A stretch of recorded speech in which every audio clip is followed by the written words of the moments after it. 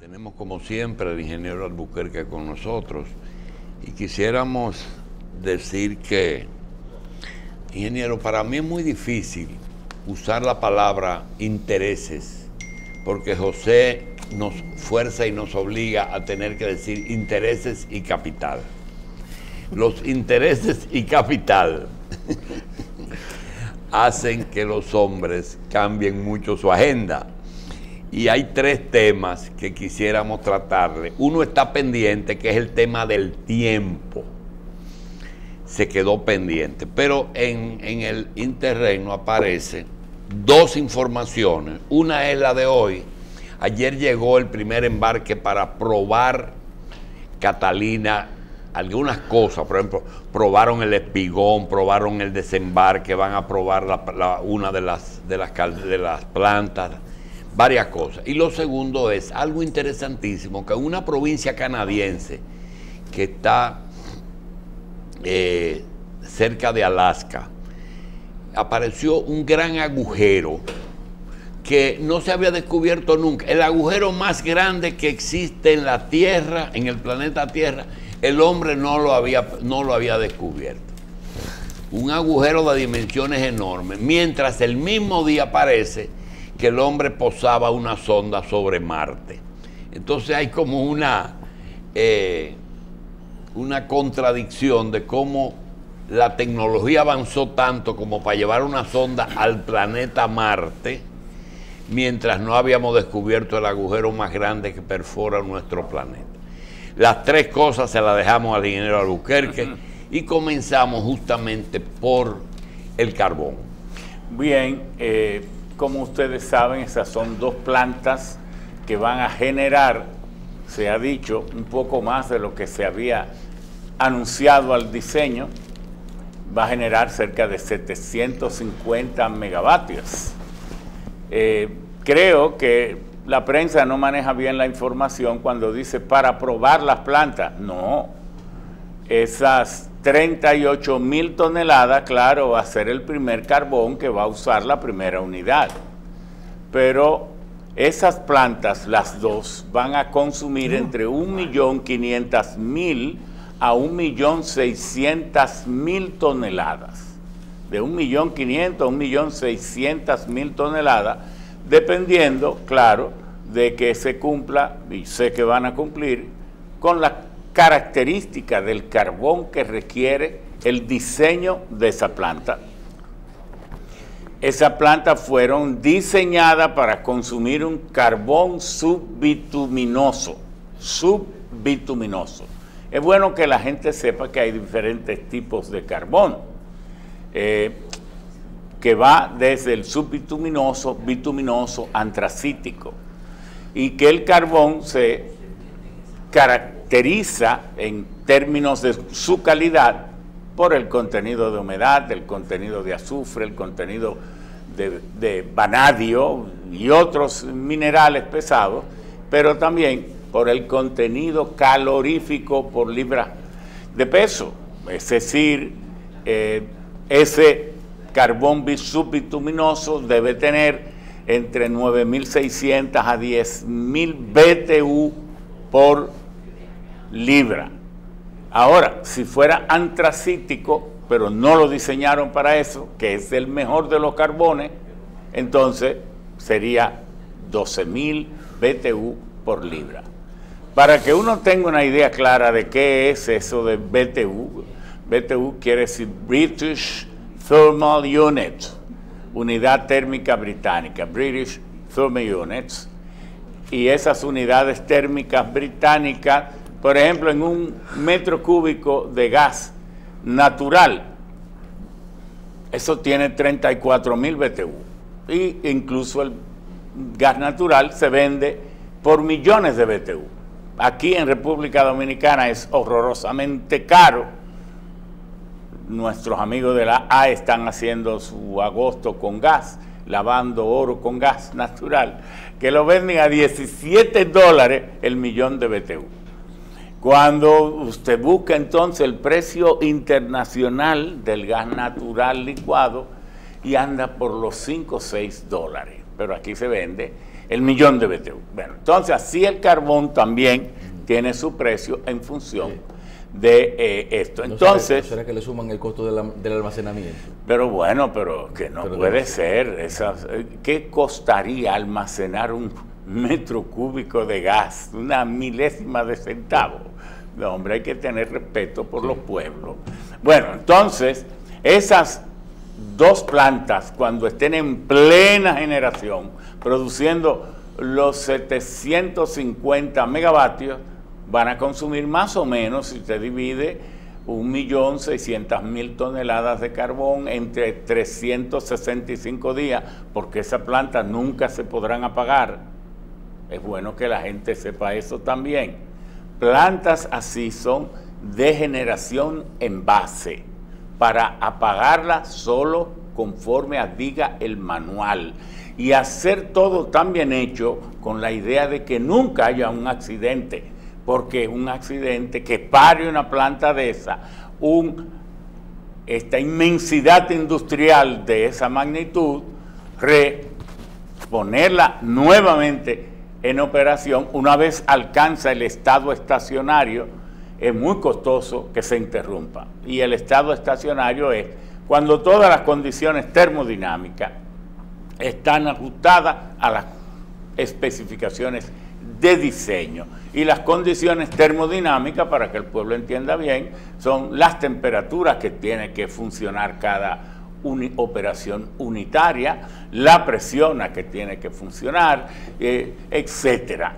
El intercambio de calor, todo esto, porque entonces esas plantas ahora se dice que van a contratar 768.000 toneladas métricas, que es la nueva contratación, y con lo que se ha contratado, con eso se completa el consumo de un año, de manera que eso no es, como dice la prensa, para iniciar. Imagínense una planta que necesite para iniciar 38.000 toneladas. 38.000 toneladas alcanzaría para la operación de una planta de casi de mes y medio, o de una sola planta, mes y medio o 2 meses.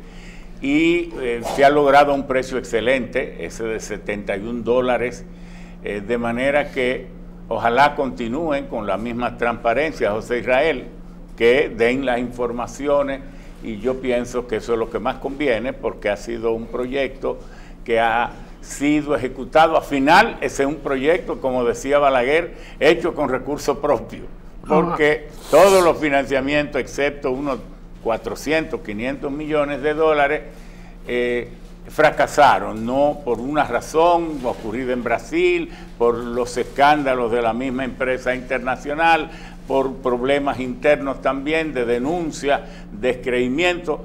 Bueno, ha terminado siendo financiado con recursos internos del presupuesto.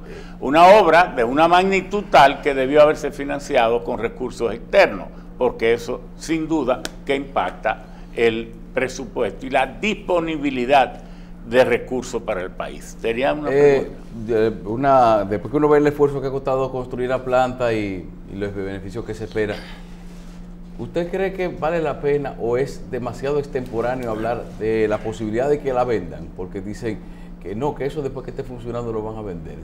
¿Usted cree que eso realmente ocurre? Bueno, hablemos, o sea, un plan tan inmediato como parece serlo. Hablemos de lo que sería actuar correcto al interés nacional, sin violar las normas de transparencia a que debe ajustarse cualquier Estado, y más en estos tiempos. Yo pienso que esas plantas deben seguir siendo parte de la estrategia de generación de energía del país. En cualquier país donde las cosas fueran más normales que aquí, lo correcto en un capitalismo ordenado de libre mercado, podría ser. Ahora, aquí se hizo una privatización, una capitalización, y fue un fracaso porque las compañías, sobre todo en el área de la comercialización y distribución, hicieron lo que les dio la gana. Lo que les dio la gana. Entonces las experiencias de privatización no son tan buenas. El Estado no comete ningún pecado en tener esas plantas si las va a contratar para su operación y si las va a manejar adecuadamente. Hoy en día incluso está retomando fuerza aquello de que el responsable del desarrollo nacional es el Estado, no son las empresas privadas. Las empresas privadas lo que andan buscando es dónde ganar más dinero y nunca le va a interesar ganar dinero eliminando la pobreza.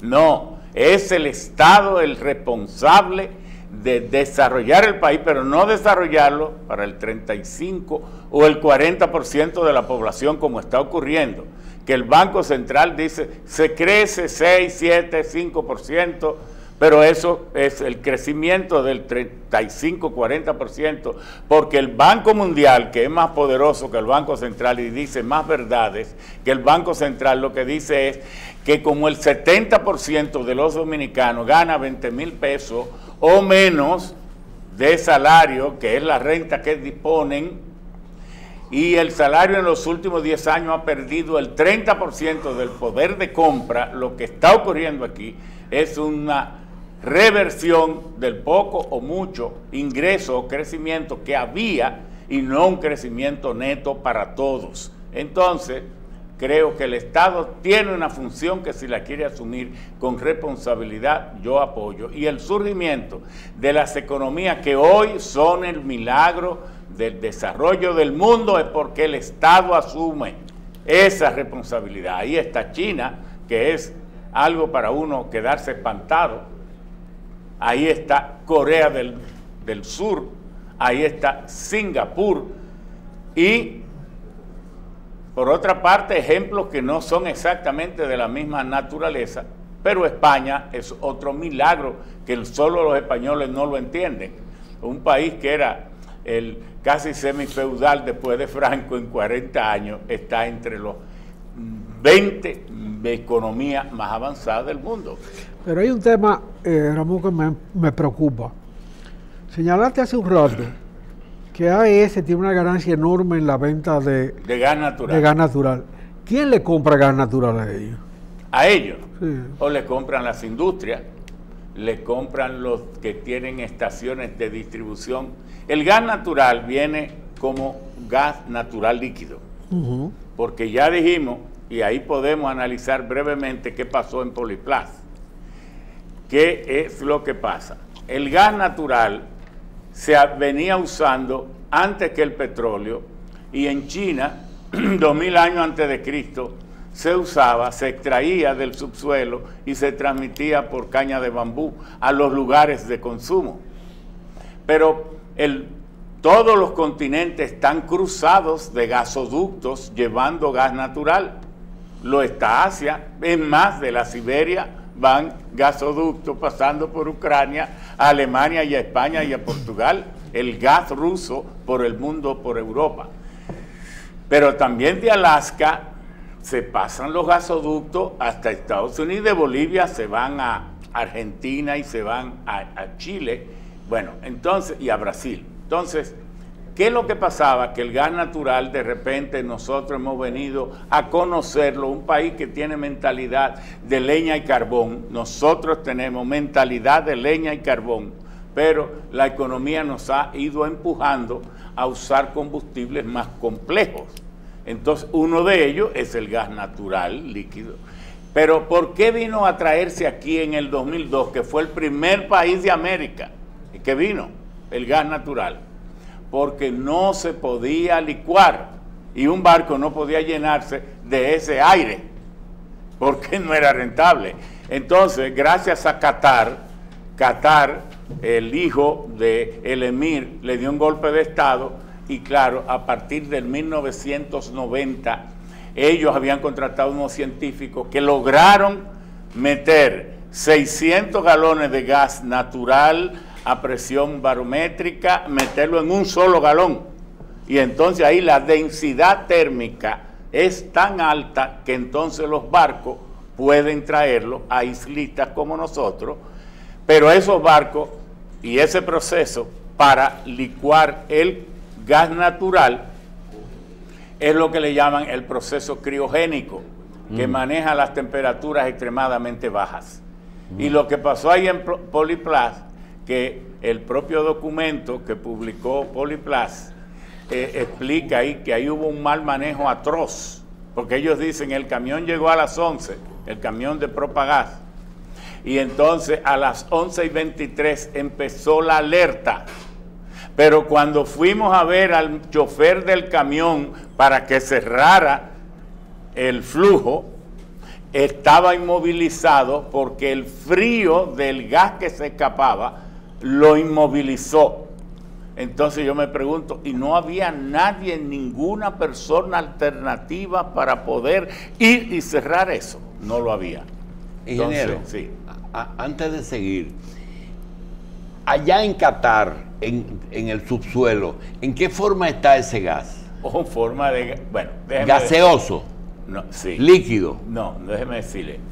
Hay muchas ingeniero, cosas. escúcheme, junto con la pregunta del doctor, acaba de anunciarse de que en Villa Tapia ha aparecido algo. ¿Esto es para alegrarnos o preocuparnos? No, para quedarnos igual, pero que haga el ministerio lo que anunció, que dijo que va a hacer. Pero no hay petróleo en Charco Largo, ¿verdad?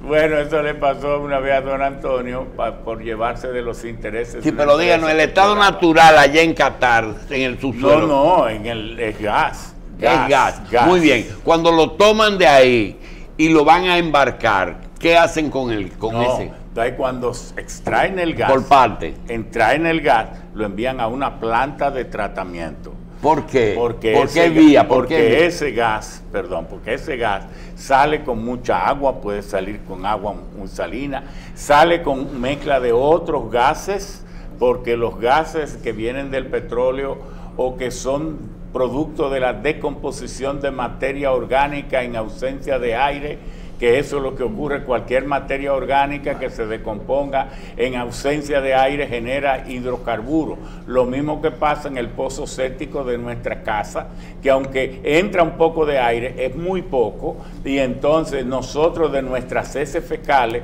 formamos gas natural Metano. todos los días, porque el gas natural Metano. es 99% metano. El gas natural es Ahora ya fue a la planta. 99% Muy bien, metano. de allá fue a la planta. ¿Y No, qué hace va a la planta. Entonces en la planta, después de purificarlo, quitarle el azufre también y una serie Muy bien. de sustancias contaminantes, entonces lo enfrían a menos 163 Y se grados hace líquido. centígrados. Claro. Entonces, no, le aplican presión y ese fue el aporte de los científicos que trabajaron para Qatar, que no podían licuarlo para reducir su volumen y hacer viable el transporte. Lo por barco. comprimen. Entonces Qatar, que solo tiene 10.000 kilómetros cuadrados y que él se independizó de Gran Bretaña en 1971 y que era el lugar más pobre, uno de los más pobres del mundo, ahí pasó, y con esa solo 10.000 kilómetros cuadrados, pero de superficie, pero de una ¿Qué provincia tiene 10.000 kilómetros aquí? 10.000, ninguna. San Juan es la más grande, tiene 3.000. Es decir, que el este es 10.000 kilómetros, el este. El este... San Pedro, Romana, Altagracia y el Ceibo. No tiene 10.000 kilómetros porque Altagracia tiene 3.100, el Ceibo tiene 1.240, Atomayor como 860, no, tiene como 7.000. Muy bien, ya está comprimido. Ahora, ¿cómo nos los mandan? Como líquido. Líquido ya, Entonces, comprimido y frío. Claro, esa planta criogénica que lo convirtió en líquido, lo envía entonces el proceso es más complejo. Lo degasifica para poder meterlo en el barco, pero el barco tiene una planta criogénica Que vuelve y hace lo que mismo. vuelve y lo licúa y entonces lo trae aquí. Ahora, licuado. mi confusión está en lo primero. Viene a Caucedo, donde está la única planta. Sí. ¿Cómo le vende AES a Arturo Santana, Propagás? Bueno, él le puede vender por gas natural comprimido o como gas natural líquido. ¿Y cómo Entonces, ese camión que entró ahí estaba? ¿Líquido? Líquido. Dicen ellos que líquido, si no es una confusión de ellos mismos, porque como es un área de mucha especialización, Pero en ese a camión, veces la gente habla y no sabe lo que está diciendo. Pero vamos a suponer que sí, que sea gas. Yo dudo que sea gas natural líquido, pero como ellos lo ¿Y por dijeron, qué le produjo para mí es gas natural ¿Por qué comprimido. el escape le produjo parálisis al conductor? Porque cuando los gases se están comprimidos, toda sustancia que está muy comprimida, al liberarse en una cámara de expansión, las moléculas trabajan, hacen un trabajo negativo y crean un ciclo de frío.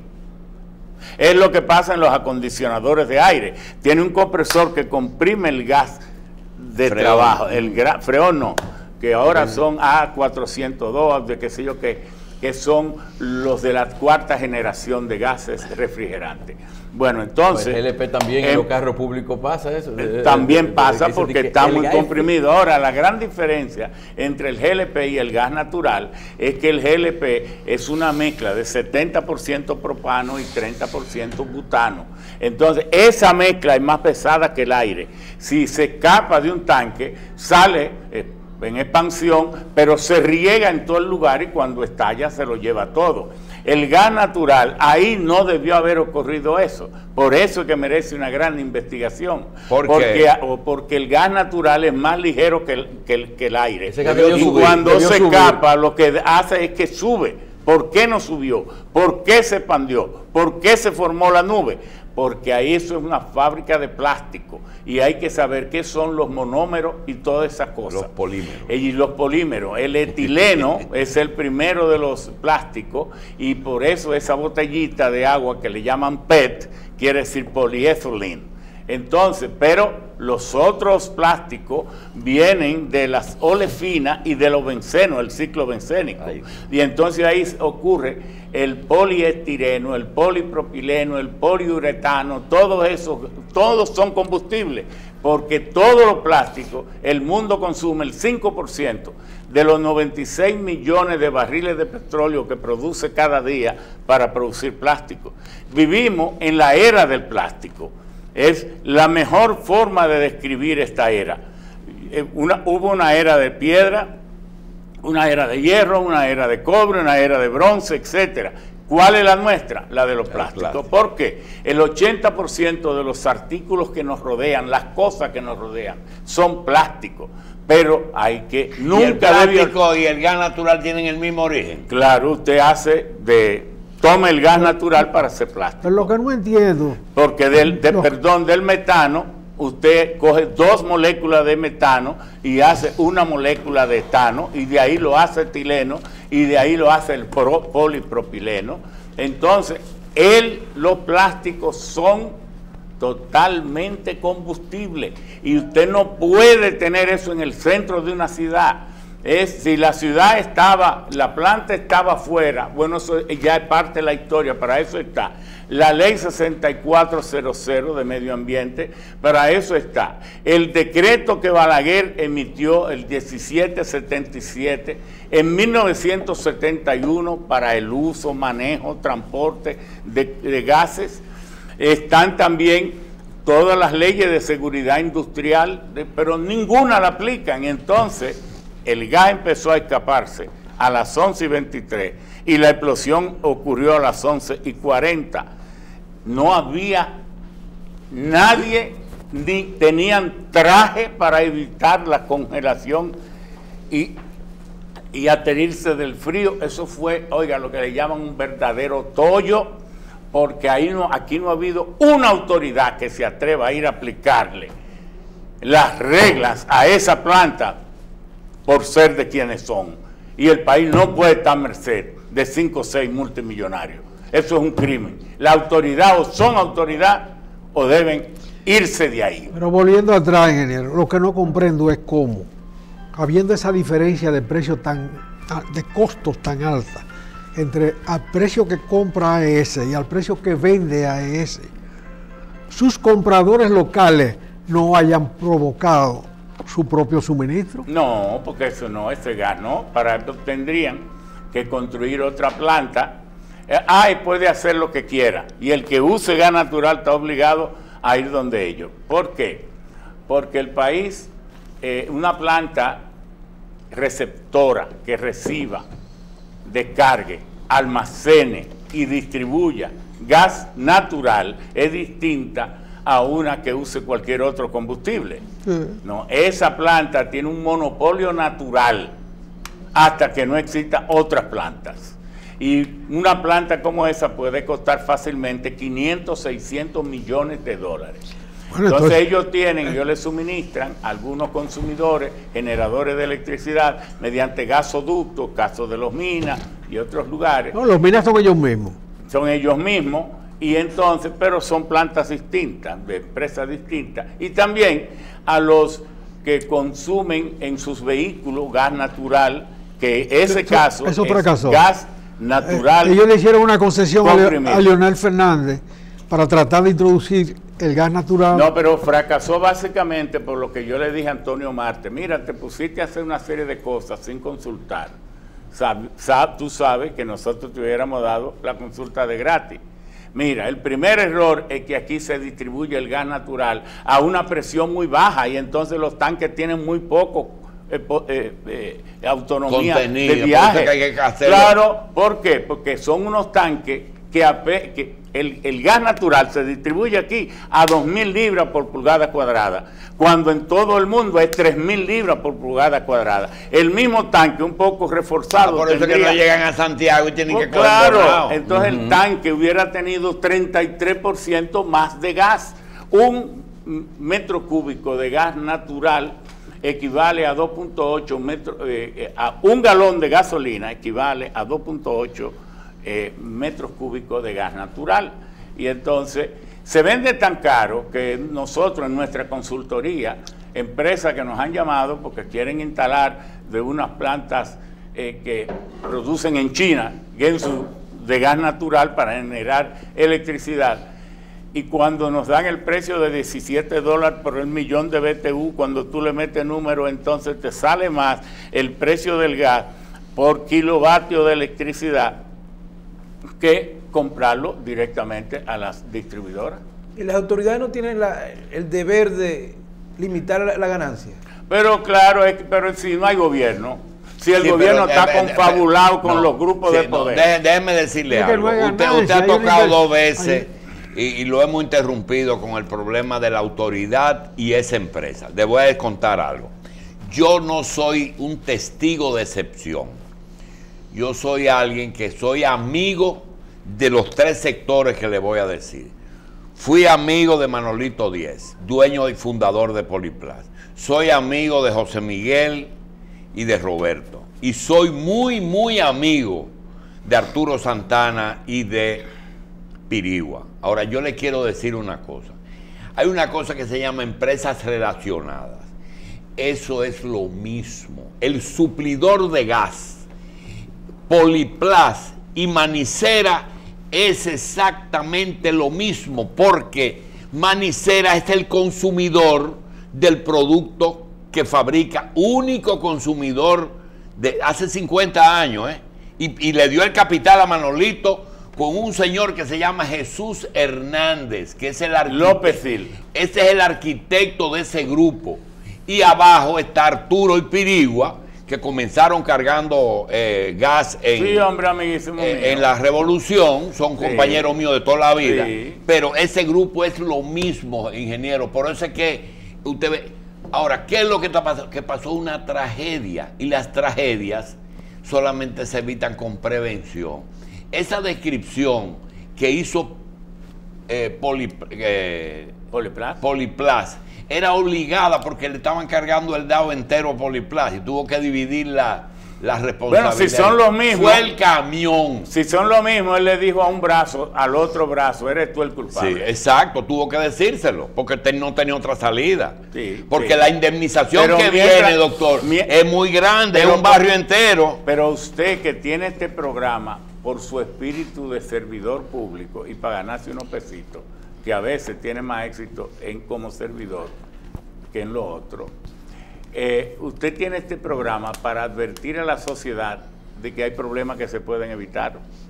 ¿Y qué quiero decir con esto? Que hay demasiadas empresas que una vez cuando se instalaron estaban en las afueras de la ciudad, pero que no pueden permanecer donde están.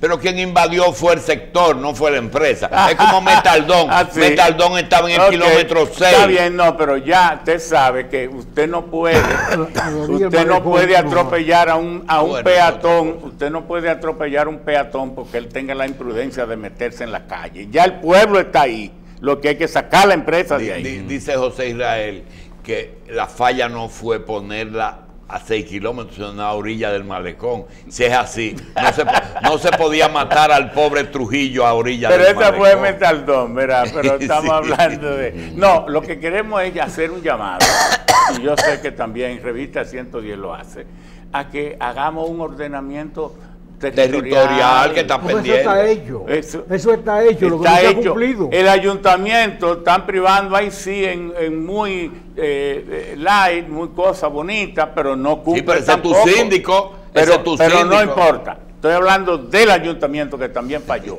Y está fallando en todas las empresas. Y para que evitemos eso, vamos a hacer ese inventario. Todas las empresas y darle un periodo de tiempo, porque toma tiempo construir esas naves y construir y obtener esos equipos. Se han creado zonas industriales. Claro. Que para lo que han servido es para especulación territorial. También. En Herrera hay solares que nunca han trabajado. Sí. El solar siempre está de vago ahí. Pero dejemos, y se vende una y otra vez, ganando muchísimo dinero. Pero dejémosle eso al capitalismo usurario, que en vez de tener una economía real, tiene economía secundaria, terciaria.